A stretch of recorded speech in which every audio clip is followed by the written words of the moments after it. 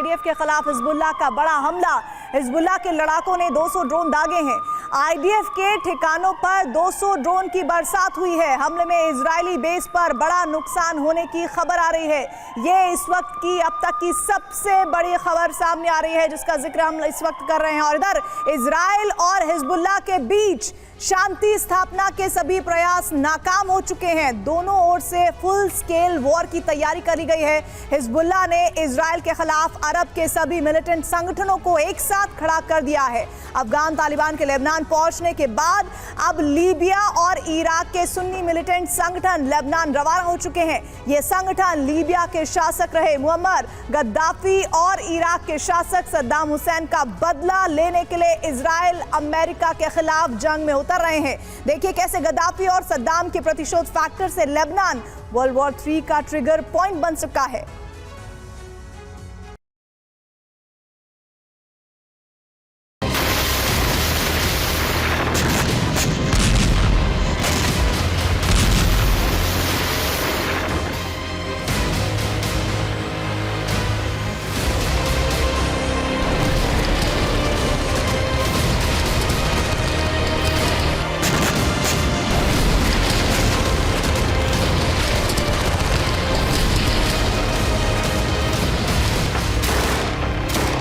Israel और Hezbollah के बीच महासंग्राम की तैयारी अंतिम चरण में है। इजराइल की सेना लेबनान बॉर्डर पर घात लगाए है और लेबनान अब अरब के शिया और सुन्नी प्रॉक्सी संगठनों का हेडक्वार्टर बन चुका है। लेबनान में अरब देशों से लगातार लड़ाके पहुंच रहे हैं और इसीलिए हिजबुल्लाह प्रमुख ने ऐलान कर दिया है कि इजराइल से एक एक हमले का बदला एक एक शहर पर हमला करके लिया जाएगा।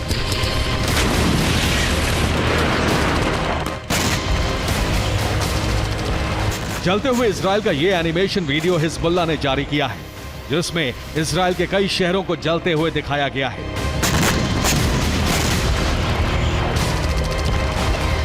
और वीडियो के अंत में लिखा गया है एंड ऑफ इजराइल। हिजबुल्लाह ने जैसी धमकी दी है, कमोबेश वैसे ही हालात इजराइल में बनते जा रहे हैं।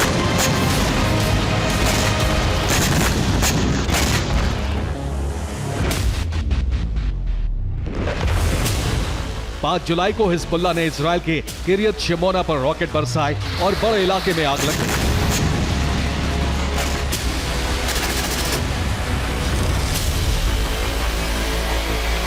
ये आग की लपटें इजराइल के किरियत शिमोना में भड़क रही है। हिजबुल्लाह के रॉकेट हमले के बाद किरियत शिमोना के इजरायली सेटलमेंट में आग लग गई।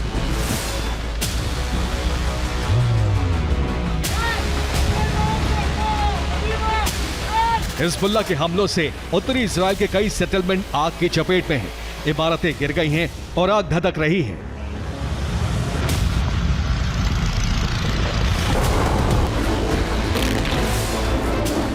हिजबुल्लाह कई दिन से लगातार उत्तरी इजराइल पर हमले कर रहा है और इन हमलों से उत्तरी इजराइल के पहाड़ी इलाकों में आग लग गई है। हिजबुल्लाह ने इजराइल के शालोमी पर रॉकेट बरसाए और वहां भी हालत किरियत शिमोना जैसी हो गई।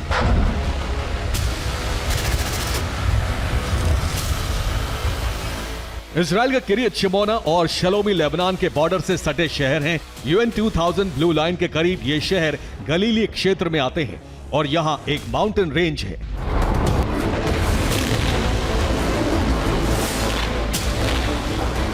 हिजबुल्लाह के रॉकेट इन पहाड़ियों पर भी गिर रहे हैं और इसी का नतीजा है कि इजराइल की यह पूरी माउंटेन रेंज आग से घिर चुकी है।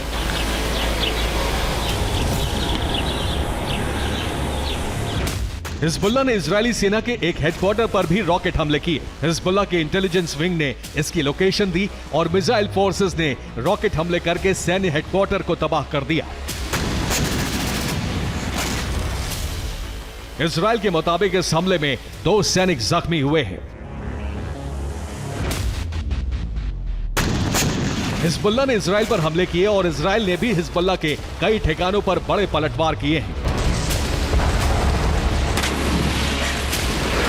इजरायली सेना ने दक्षिणी लेबनान के कई शहरों पर हमले किए हैं।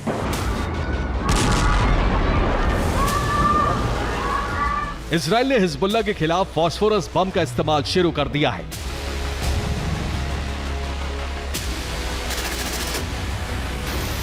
बीते 28 दिन में इजराइल और हिजबुल्लाह की जंग तेज हुई है और इस जंग में दोनों ओर से बड़े हमले किए गए हैं।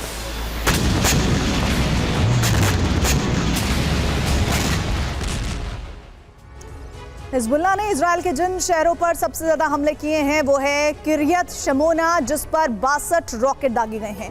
इजराइल के मरगालियोत पर हिजबुल्लाह ने 56 रॉकेट हमले किए हैं। इसी तरह शेतुला पर 43 रॉकेट हिजबुल्लाह ने फायर किए हैं। इजराइल के शेबा फार्म्स पर भी 43 रॉकेट हमले किए गए हैं। आरामशाह पर हिजबुल्लाह ने 39 रॉकेट दागे हैं, जबकि मेतुला पर 53 रॉकेट हमले किए गए हैं। ये सभी आंकड़े बीते 28 दिनों के हैं।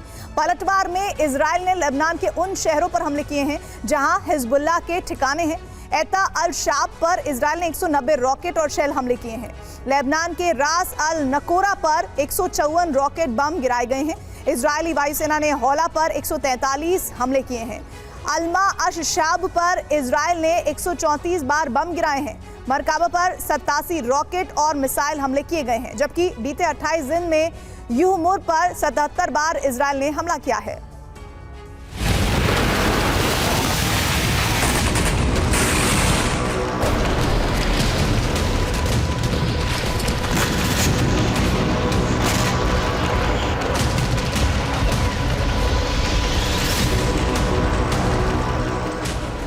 जिस तरह हमले हो रहे हैं और जिस आक्रामक अंदाज में नसरल्लाह ने इजराइल को धमकी दी है, उससे साफ है कि हिजबुल्लाह बड़ी जंग की तैयारी कर चुका है और उसकी ताकत में रोज इजाफा हो रहा है।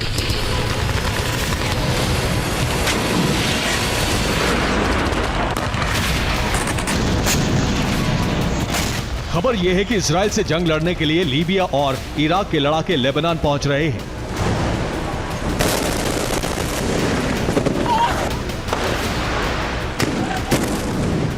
लीबिया से लीबियन पॉपुलर नेशनल मूवमेंट के लड़ाके लेबनान के लिए रवाना हो चुके हैं। इस संगठन के 10,000 लड़ाके लेबनान पहुंच रहे हैं।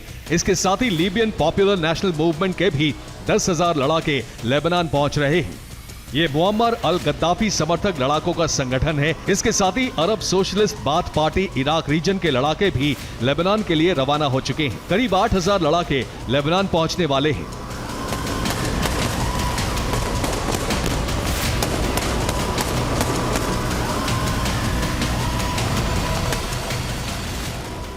लीबिया के ये दोनों संगठन मुअम्मर अली गद्दाफी की सत्ता के समर्थक थे और गद्दाफी के समर्थन में लीबिया में अमेरिका से जंग लड़ रहे थे।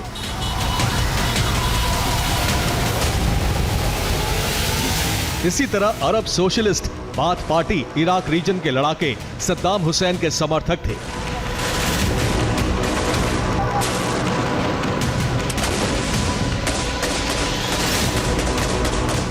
इन लड़ाकों ने अमेरिका से सीधी जंग लड़ी है और अब अमेरिका से गद्दाफी और सद्दाम का बदला लेने के लिए लेबनान पहुंच रहे हैं।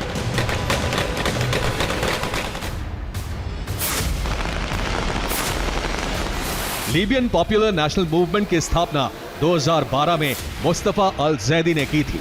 मुस्तफा अल जैदी लीबिया के शासक मुअम्मर अल गद्दाफी की कैबिनेट में था। 2011 में गद्दाफी की हत्या के बाद जैदी को जेल भेज दिया गया।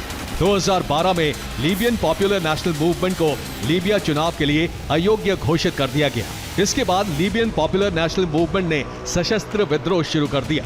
मुस्तफा अल जैदी की बेटी की शादी गद्दाफी के बेटे अल सादी गद्दाफी से हुई है। इसी तरह 2006 में सद्दाम हुसैन को फांसी होने के बाद बाथ पार्टी के सद्दाम समर्थकों ने भी अमेरिका के खिलाफ इराक में जंग शुरू कर दी।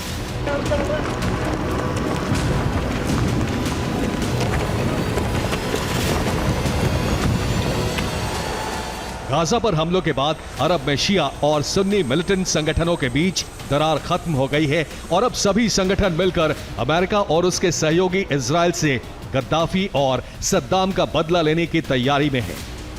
Bureau report, TV9 Bharatvarsh. बड़ी खबर आ रही है इस वक्त। यूक्रेन के पोल्तोवा में रूस का हमला हुआ है। यूक्रेनी बेस पर रूस का इस्कंदर हमला हुआ है। रूस के हमले में यूक्रेन का S-300 तबाह हो गया है।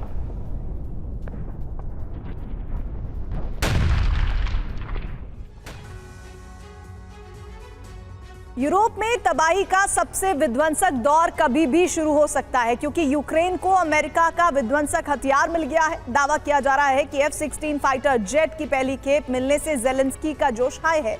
अब रूस के उन तमाम ठिकानों को निशाना बनाने की तैयारी है जो सेना से जुड़े हैं। यानी यूक्रेन रूस के सैन्य ठिकानों पर हमला करके उसे बैकफुट पर लाना चाहता है, लेकिन ये इतना आसान नहीं है, क्योंकि रूस ने F-16 का मुकाबला करने के लिए एयरक्राफ्ट, फाइटर क्राफ्ट सुखोई 34 को तैनात किया हुआ है। यानी अब आसमान में अमेरिकी और रूसी एयरक्राफ्ट के बीच घमासान युद्ध होने वाला है, जो तय कर देगा कि यूक्रेन जंग में वापसी करता है या फिर उसका वजूद ही मिट जाता है।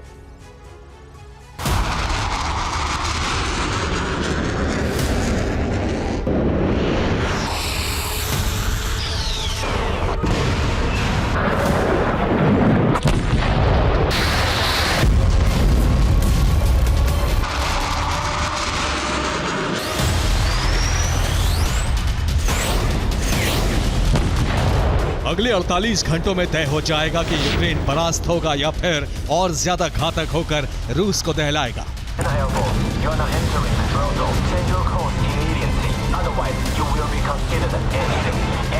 क्योंकि यूक्रेन को वो खतरनाक हथियार मिल चुका है जिसके आने के बाद रूस में तबाही का जलजला आ सकता है।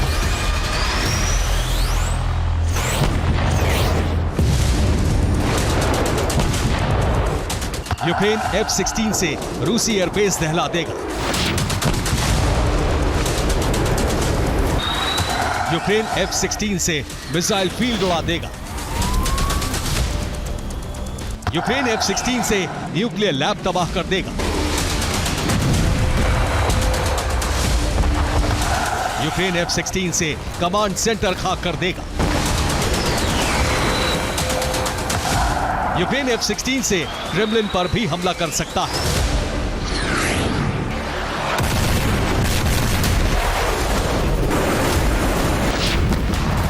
और इन सबसे आगे जाकर क्रीमिया में तबाही मचा देगा। यानी ज़ेलेंस्की अभी तक जो मंसूबा पाले हुए हैं वो पूरा हो सकता है।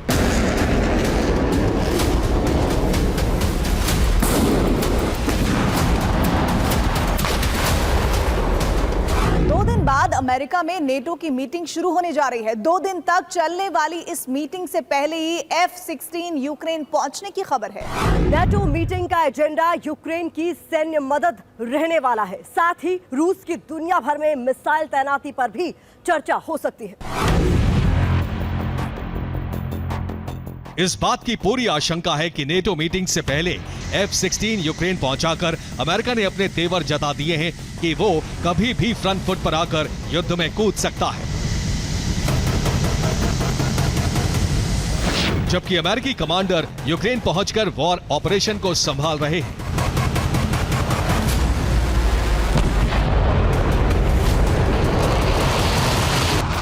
इस बीच रूस ने चेतावनी जारी कर दी है कि अगर F-16 ने यूक्रेन की धरती से उड़ान भरी तो वो यूक्रेन के एयरबेस को उड़ा देगा।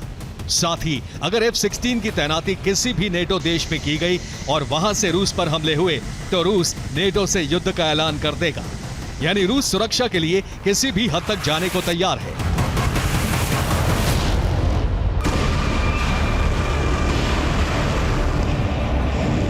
रूस ने अभी 3 एयरबेस टारगेट पर लिए हैं, जिनके नाम सुन लीजिए। मिराहोरोद, पोल्टावा, क्रीवी रीह। ये तीनों एयरबेस 100 किलोमीटर की दूरी पर पड़ते हैं और रूस के पास है। ऐसे में रूस इन्हें तबाह करके ये बता देना चाहता है कि वो F-16 की उड़ान भरने से पहले ही इन्हें तबाह करने का दम रखता है।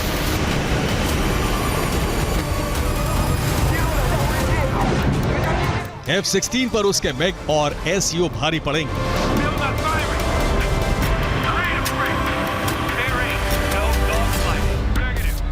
पेंटागन से मिली जानकारी के मुताबिक 1 साल से अमेरिका में F-16 की ट्रेनिंग ले रहे यूक्रेनी पायलट अब तैयार हो चुके हैं। 1 हफ्ते के अंदर उन्हें बड़े ऑपरेशन पर भेजा जा सकता है।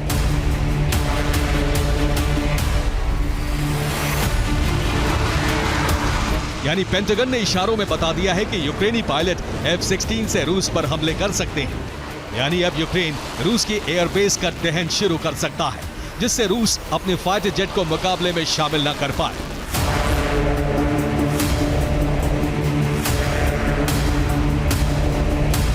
हालांकि नेटो ने साफ कर दिया है कि वो ब्लैक सी और बाल्टिक सी में रूस के प्रभुत्व को खत्म करने के लिए F-16 नेटो देशों में भेज रहा है, जबकि यूक्रेन नेटो देश नहीं है।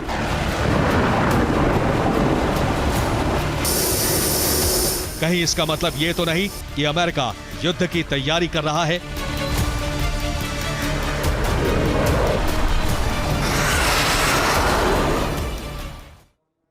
यूक्रेन के टारगेट पर रूस के एटमी ठिकाने हैं, जिसमें पहला टारगेट कीव से 646 किलोमीटर दूर कोजेल्स्क न्यूक्लियर मिसाइल बेस है। इसके बाद दूसरा टारगेट 1200 किलोमीटर दूर है, जो तातीस्चेवो न्यूक्लियर मिसाइल फील्ड है।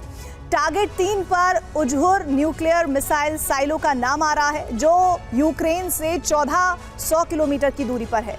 और टारगेट 4 पर डोम्बारोवस्की न्यूक्लियर मिसाइल लॉन्चिंग साइट है, जो आर्कटिक के पास है और कीव से दूरी इसकी करीब 2400 किलोमीटर बताई जाती है। इसके अलावा टारगेट 5 पर है 2000 किलोमीटर दूर कातले न्यूक्लियर मिसाइल साइट।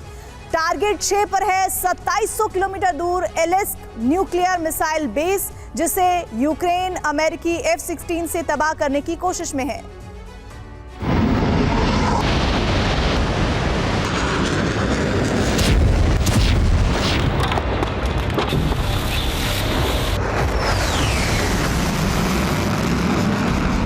अगर यूक्रेन ने रूस में घुसकर F-16 से हमले कर दिए तो हालात कोल्ड वॉर से भी ज्यादा भयानक हो सकते हैं।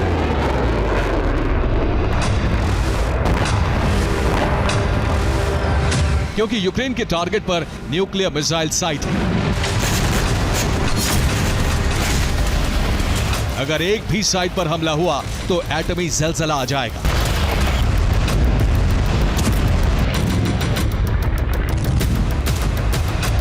और ये सीधे तौर पर तीसरे विश्व युद्ध की शुरुआत होगी।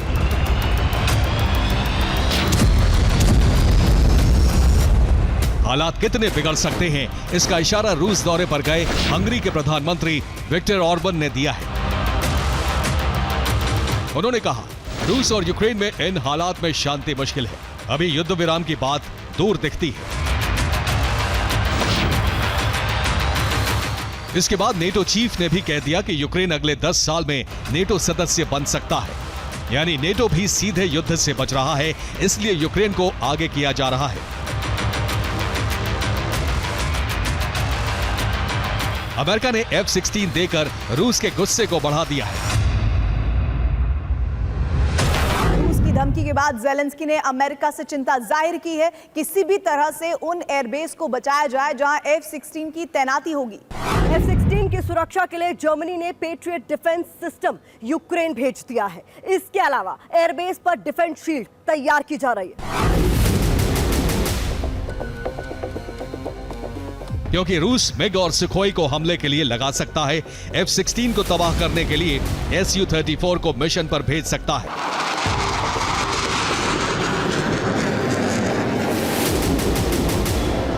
ऐसे में मुकाबले में कौन बाजी मारेगा, दोनों की खासियत से समझा जा सकता है।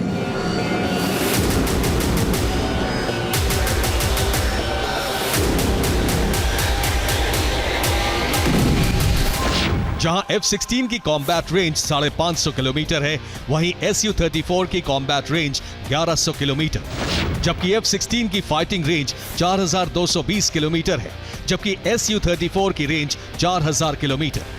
F-16 की स्पीड 2410 किलोमीटर प्रति घंटे है, वहीं Su-34 की स्पीड 2200 किलोमीटर प्रति घंटे है। F-16 की रडार रेंज 150 किलोमीटर है, जबकि Su-34 की रडार रेंज 90 किलोमीटर है। F-16 की फ्लाइट हाइट क्षमता 18 किलोमीटर, जबकि Su-34 आसमान में 17 किलोमीटर ऊपर तक उड़ान भर सकता है।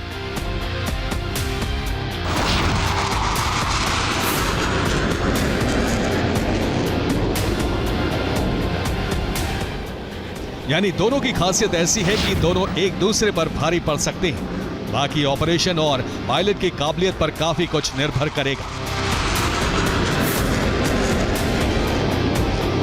जिसके लिए यूक्रेन ने अपने पायलट अमेरिका, डेनमार्क और जर्मनी में ट्रेनिंग के लिए भेजे हैं, जो जल्द ही ट्रेनिंग जोन से लौटकर रूस के Su-34 को तबाह करने के लिए F-16 को वॉर जोन में लेकर आ सकते हैं।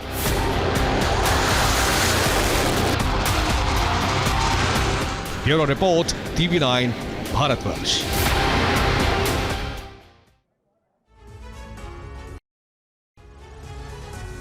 एक दिन के अंदर ही रूस यूक्रेन युद्ध में बहुत बड़ा बदलाव आ गया। यूक्रेनी फोर्स ने पहली बार रूस में अब तक का सबसे बड़ा हमला कर दिया। यूक्रेन के इस हमले के बाद से रूसी सेना में हड़कंप मचा हुआ है। इस हमले के साथ ही ज़ेलेंस्की ने हुंकार भर दी है कि यूक्रेन रूस में 3000 किलोमीटर अंदर तक हमला करने में सक्षम है। सवाल यही है कि क्या अमेरिका और नेटो ने सीक्रेट तरीके से यूक्रेन को लंबी दूरी तक मार करने वाली मिसाइल दे दी है? क्या इन्हीं मिसाइलों से यूक्रेन रूसी धरती को दहला रहा है?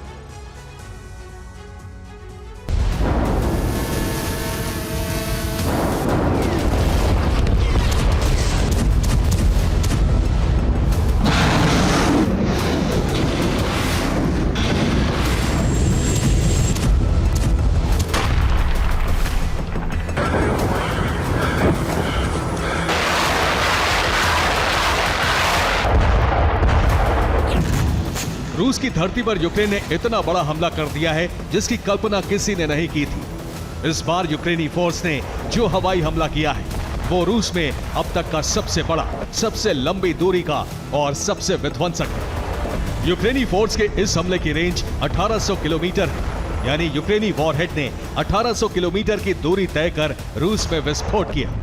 इस विस्फोट में रूस का रडार स्टेशन तबाह हो गया।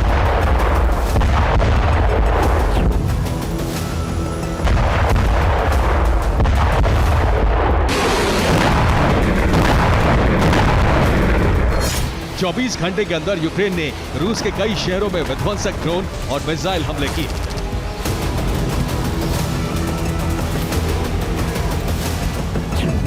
रूस की धरती पर एक के बाद एक कई धमाके हुए। इसके बाद रूस के शहरों में जलजला आ गया।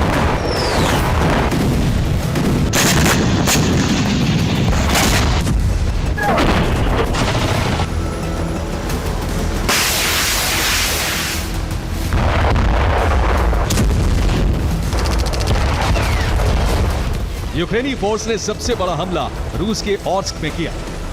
यहां यूक्रेन ने रूस के रडार स्टेशन को तबाह कर दिया। रूस के अंदर यह यूक्रेन का अब तक का सबसे बड़ा हमला है। सुमी से ऑर्स्क के बीच की दूरी है 1800 किलोमीटर।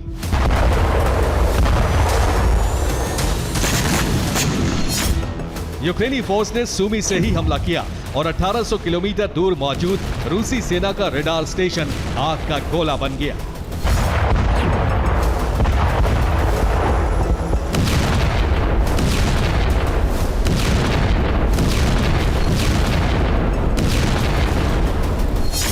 यूक्रेन के इस हमले के बाद क्रेमलिन और मॉस्को में हड़कंप मचा हुआ है।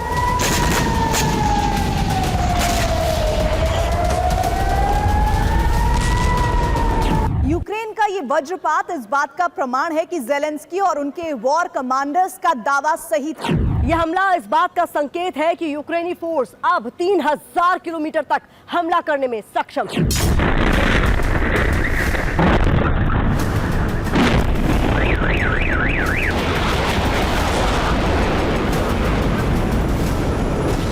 यूक्रेन ने सिर्फ ऑर्स्क में ही रूसी सेना को गहरा जख्म नहीं दिया, बल्कि रूस के आधा दर्जन शहरों में तबाही मचाई।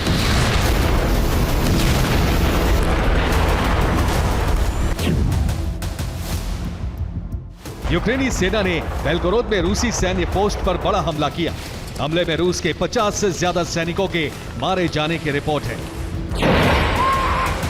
बेलगोरोद में यूक्रेनी ड्रोन अटैक की वजह से 6 रिहायशी इमारतें और इंडस्ट्रियल इंफ्रास्ट्रक्चर तहस नहस हो गए। क्रास्नोदर में यूक्रेनी फोर्स ने विध्वंसक हमला किया।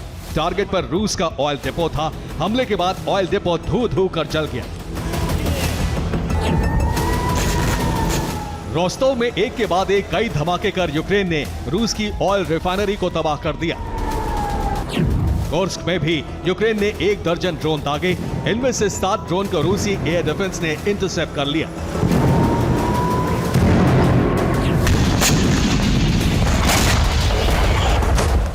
इस साल अब तक यूक्रेनी सेना रूस के अंदर 10 बड़े हमले कर चुकी है। सबसे बड़ा हमला 5 जुलाई को हुआ।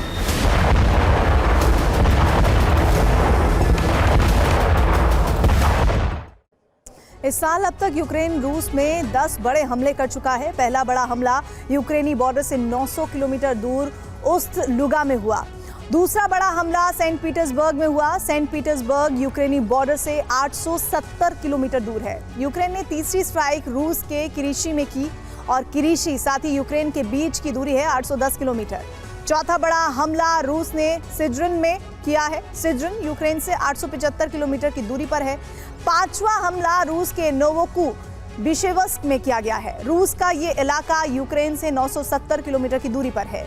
छठा हमला यूक्रेन ने निज्निया वकामस्क में किया है, जो यूक्रेन से 800 किलोमीटर दूर है। सातवां हमला रूस के येलेबुगा में जिस इलाके में हुआ, वहां से यूक्रेनी बॉर्डर की दूरी 1200 किलोमीटर है। आठवां हमला भी येलेबुगा में एक दूसरी जगह पर हुआ। इस जगह से यूक्रेनी सीमा की दूरी 1300 किलोमीटर है। यूक्रेन ने नौवां बड़ा हमला रूस के लुगोबोई इलाके में किया है। लुगोबोई और यूक्रेन के बीच की दूरी है 1500 किलोमीटर। रूस के अंदर सबसे बड़ा हमला यूक्रेन ने 5 जुलाई को किया। ये हमला ओर्स्क में किया गया है। रूस का ये इलाका यूक्रेन से 1800 किलोमीटर की दूरी पर है। यानी यूक्रेनी मिसाइल ने रूस में तबाही मचाई काफी ज्यादा है।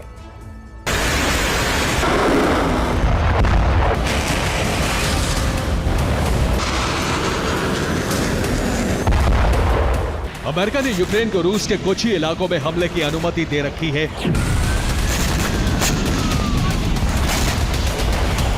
लेकिन ऑर्स्क में यूक्रेन का विस्फोट इस बात का प्रमाण है कि ज़ेलेंस्की सेना ने अमेरिकी परमिशन के बिना ही रूस में लंबी दूरी तक हमले करने शुरू कर दिए हैं।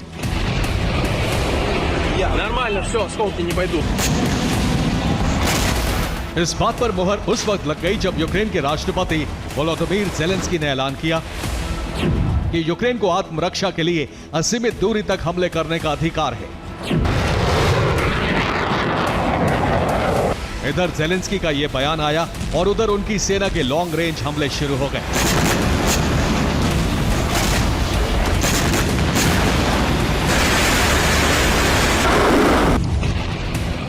यूक्रेन के इस हमले का मकसद रूस की तेल उत्पादन क्षमता को ठप कर रूसी अर्थव्यवस्था पर करारी चोट करना है।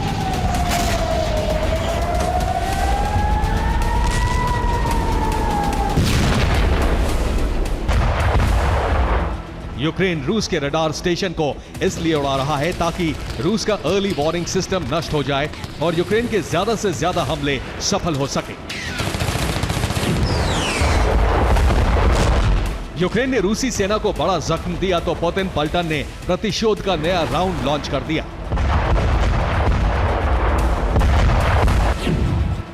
रूसी सेना ने यूक्रेन पर फैब बम और ओडैप ग्लाइड बम से धावा बोला। इसी के साथ ही X-59, X-69 और इस्कंदर मिसाइलों से भी तबाही मचाई।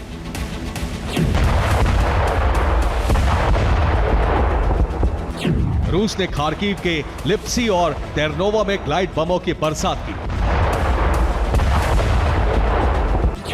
खेरसोन में रूसी सेना ने यूक्रेन के ठिकानों पर फैब और ओडैप बमों से हमला किया। यूक्रेन का सैन्य ठिकाना तहस नहस हो गया। खेरसोन में ही रूस की ड्रोन ब्रिगेड ने यूक्रेन के कमांड पोस्ट को इस तरह से मलबे में बदल दिया। यूक्रेन के 1 दर्जन सैनिक और हथियार खत्म हो गए। मोल्दोवा में रूस के हमले से यूक्रेन का S-300 एयर डिफेंस सिस्टम जलकर भस्म हो गया। सूमी में रूस ने यूक्रेन की हथियार फैक्ट्री पर हमला किया। हमले के बाद फैक्ट्री में भीषण आग लग गई। डिप्रोपेट्रोवस्क में रूसी एयरफोर्स ने एक के बाद एक कई धमाके किए। हमले में यूक्रेन के एनर्जी सेक्टर को बड़ा नुकसान पहुंचा है। डोनेस्क में रूस की पैदल सेना ने यूक्रेन के ब्रैडली फाइटिंग व्हीकल्स की कब्र खोद दी। ज़ेपोरिजिया में रूस की टैंक ब्रिगेड ने भीषण हमला कर यूक्रेन के एक गढ़ पर कब्जा कर लिया। ओडेसा में रूस के हवाई हमलों में यूक्रेन के 18 सैनिक मारे गए, 30 जवान घायल हो गए। रूस ने यूक्रेन में 50 से ज्यादा ड्रोन हमले किए। यूक्रेन का दावा है कि उसने रूस के 32 ड्रोन को हवा में ही ढेर कर दिया। फिलहाल रूस बदला तो ले रहा है, लेकिन अब यूक्रेन ने जिस तरह से लंबी दूरी तक हमले करने शुरू किए हैं, वो पुतिन और उनकी सेना के लिए सबसे बड़ी मुश्किल बन गई है। अगर रूस ने इन हमलों की काट नहीं ढूंढी तो युद्ध पूरी तरह से बदल जाएगा।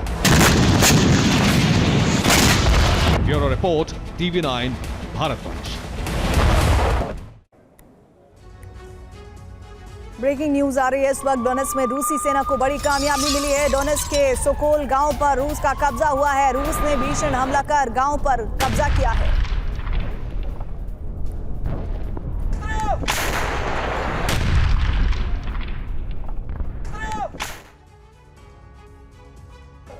कीव पर कब्जे का मिशन क्या यूरोप विनाश की वजह बनेगा? ये सवाल इसलिए क्योंकि अब रूस यूक्रेन युद्ध के जरिए पुतिन अमेरिका में सत्ता परिवर्तन वाले प्लान को आगे बढ़ा रहे हैं। जेलेंस्की के साथ बाइडेन भी पुतिन के इस प्लान को नाकाम करने की योजना बना रहे हैं।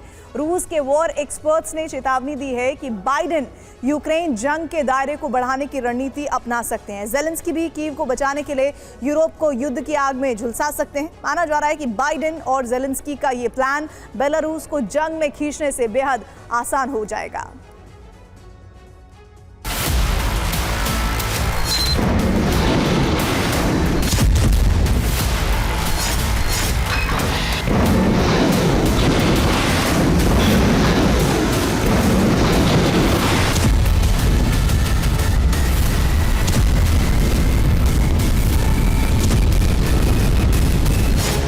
रूस यूक्रेन युद्ध की तस्वीरें अब और डरावनी हो सकती हैं। जिन मिसाइलों की ताकत की वजह से अमेरिका को सुपर पावर कहा जाता है, उसके धमाकों से दहल सकती है ये धरती।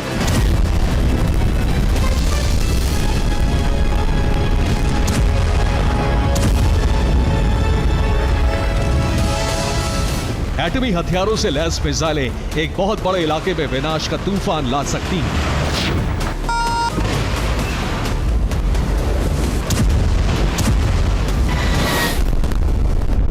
इसकी वजह है रूस यूक्रेन युद्ध में एक नए किरदार की एंट्री। जी हां, वो है अमेरिका के पूर्व राष्ट्रपति और अगले राष्ट्रपति बनने के दावेदार डोनाल्ड ट्रंप।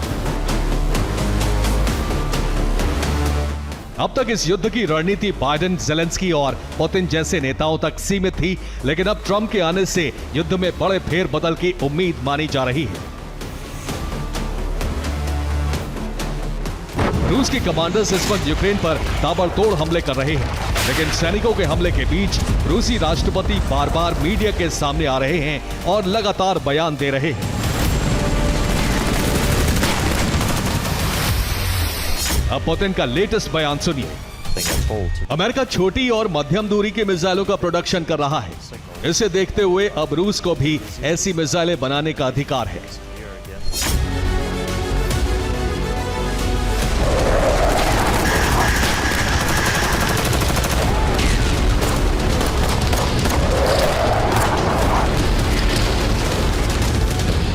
पुतिन ने अमेरिका को धमकी दी है, भविष्य में एक बड़े युद्ध का संकेत दिया है।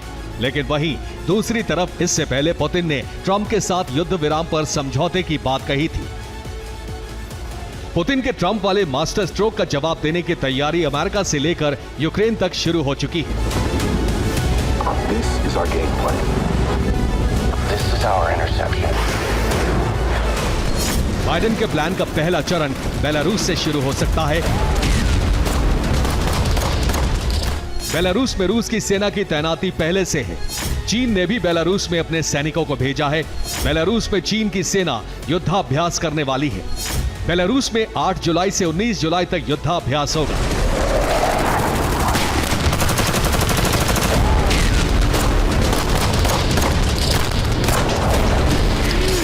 अब रूस के वॉर एक्सपर्ट मान रहे हैं कि जेलेंस्की बेलारूस को जल्द ही इस युद्ध में जबरन शामिल करने की कोशिश करेंगे। ऐसा अंदेशा इसलिए है क्योंकि यूक्रेन की सेना बेलारूस की तरफ बढ़ रही है। बेलारूस के करीब टैंक और आर्टिलरी की तैनाती की गई है।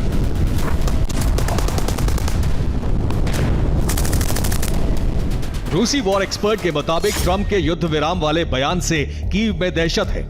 जेलेंस्की को शक है कि ट्रंप पुतिन समझौता कर लेंगे। यूक्रेन का बड़ा हिस्सा रूस के कब्जे में चला जाएगा।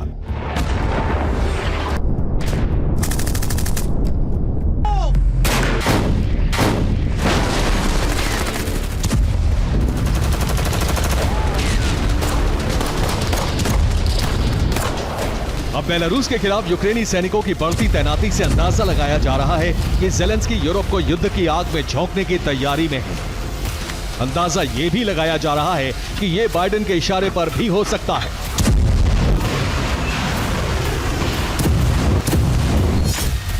बेलारूस के साथ यूक्रेनी मोर्चा खोलने से क्या बाइडेन और ज़ेलेंस्की दोनों को फायदा हो सकता है? ज़ेलेंस्की को नेटो से हथियारों की सप्लाई तेज हो सकती है। बाइडेन यूरोप को डराकर हथियार भेजने को जायज ठहराएंगे। पोलैंड तक तनाव होने से नेटो बनाम रूस की जंग शुरू हो जाएगी। बाइडेन ट्रंप के युद्ध विराम वाले फॉर्मूले को गलत साबित कर सकेंगे। यूरोप के लिए ज़ेलेंस्की को हथियार देते रहना मजबूरी बन जाएगी। बाइडेन के पास रूस के खिलाफ युद्ध छेड़ने का मौका मिल जाएगा।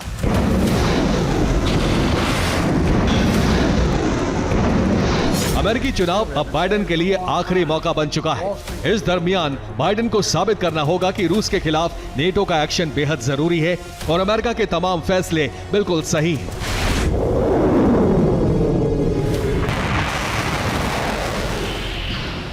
सिर्फ अमेरिकी चुनाव ही नहीं, पुतिन की नेटो को लेकर शुरू हुई नई रणनीति भी बाइडेन और नेटो के लिए खतरनाक है। इस तस्वीर ने पूरे यूरोप को गुस्से से भर दिया है। हंगरी के पीएम विक्टर ऑर्बन ने मॉस्को की यात्रा की है। हंगरी यूरोपीय संघ का सदस्य होने के साथ अध्यक्ष भी है।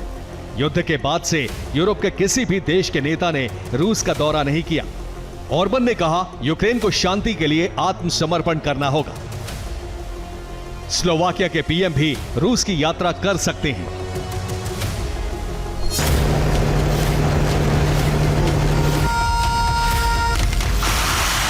ऐसी कई वजह जो रूस के वॉर एक्सपर्ट्स को अमेरिका के इशारे पर यूक्रेन के रास्ते महायुद्ध भड़काने के अंदेशे भर रही है। पुतिन ने ऐसी चेतावनियों के बाद अमेरिका को धमकी दी है। पहले अमेरिका में क्या हो रहा है, ये जान लीजिए। मिनटमैन 3 न्यूक्लियर मिसाइल प्रोजेक्ट का बजट 2 गुना कर दिया गया। अमेरिका में मीडियम रेंज की मिसाइलें बनाई जा रही हैं। अमेरिकी मिसाइलें एटमी हमला करने में सक्षम होंगी।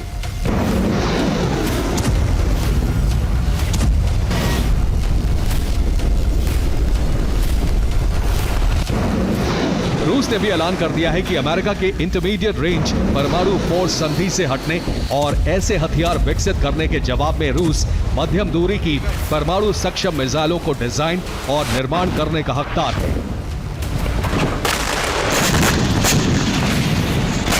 रूस के इस अभियान में जमीन से लॉन्च होने वाली मिसाइलें शामिल होंगी।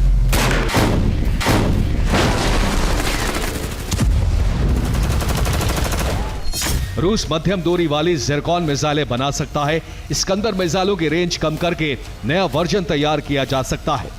रूस रुबेस मिसाइल बना रहा है। यह हल्की इंटरकॉन्टिनेंटल बैलिस्टिक मिसाइल है। रूस इसे कम या मध्यम दूरी की रेंज वाला बना सकता है।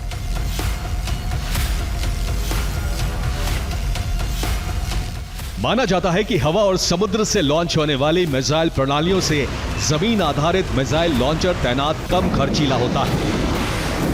रूस को उम्मीद है कि बाइडेन यूक्रेन युद्ध को सही ठहराने और रूस के खिलाफ अपने तमाम फैसलों को सही ठहराने के लिए जल्द युद्ध का दायरा बढ़ाने की कोशिश करेंगे।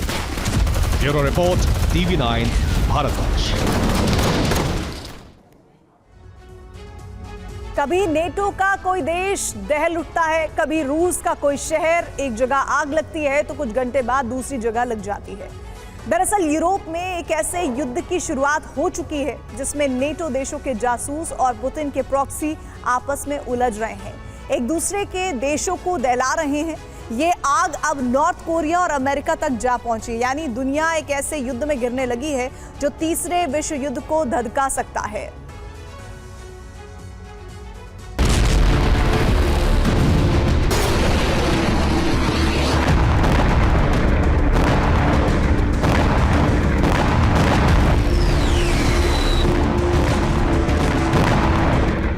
नेटो और रूस के बीच साजिश का बड़ा दौर शुरू हो चुका है, जिसमें दोनों तरफ के जासूस एक दूसरे पर हमला कर रहे हैं।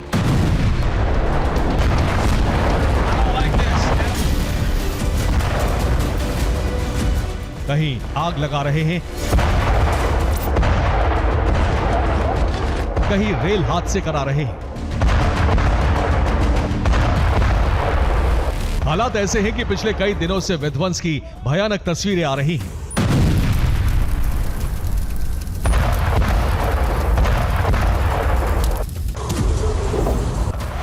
ये तस्वीर अमेरिका के नॉर्थ डकोटा की है, जहां एक मालगाड़ी के डिब्बे पटरी से उतरे मिले और कई डिब्बों में आग भी लग गई। बताया जा रहा है कि मालगाड़ी के कंटेनर में बम बनाने का केमिकल भरा था। अचानक से तेज धमाका हुआ, जिससे डिब्बे डिरेल हो गए और आग लग गई। इसके पीछे रूसी जासूसों का हाथ बताया जा रहा है। ये ठीक उसी तरह की घटना है जैसी दूसरे नेटो देशों में पिछले कुछ वक्त में हुई है। इसलिए नेटो का शक रूस पर है, क्योंकि ये खुलासा हो चुका है कि पुतिन के प्रॉक्सी उन देशों को निशाना बना रहे हैं जो यूक्रेन के मददगार हैं।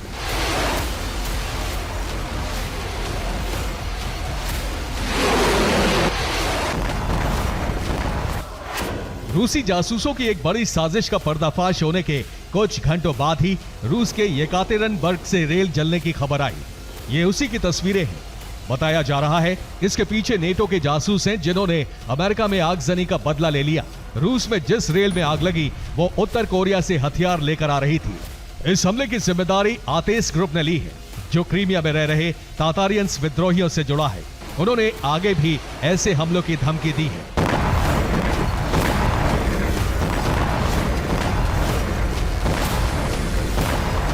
दरअसल ये हमला अमेरिका का रूस को जवाब है कि अगर रूस नेटो देशों में प्रॉक्सी हमले कराएगा तो वो भी इसी तरह की प्लानिंग करेगा। वैसे भी अमेरिकी खुफिया एजेंसी CIA ने एक रिपोर्ट में बताया है कि रूसी जासूस नेटो देशों में आतंक फैलाना चाहते हैं। इसके लिए बड़ी तैयारी की है। इस मामले में गहन जांच की आवश्यकता है। CIA की लीक्ड रिपोर्ट में कई और जानकारियां भी सामने आई हैं, जिसके बारे में SVR यानी रूस की फॉरेन इंटेलिजेंस सर्विस ने प्रोजेक्ट फाइल तैयार की है।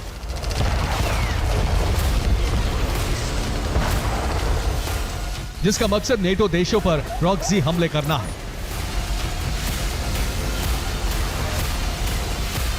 ये ऑपरेशन यूक्रेन पर पहले हमले के तुरंत बाद शुरू किया गया था। यानी पुतिन को अंदाजा था कि यूक्रेन की मदद करने नेटो जरूर आएगा, इसलिए नेटो देशों में हमले किए जाएं।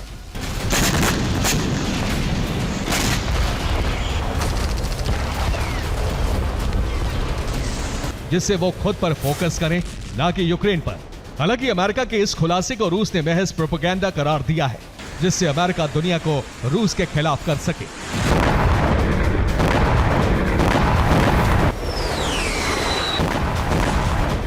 जबकि यह भी सच है कि दोनों तरफ ऐसे हमलों की संख्या तेजी से बढ़ी है।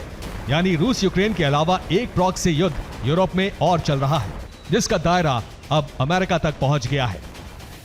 Bureau report, TV9 Bharatvarsh.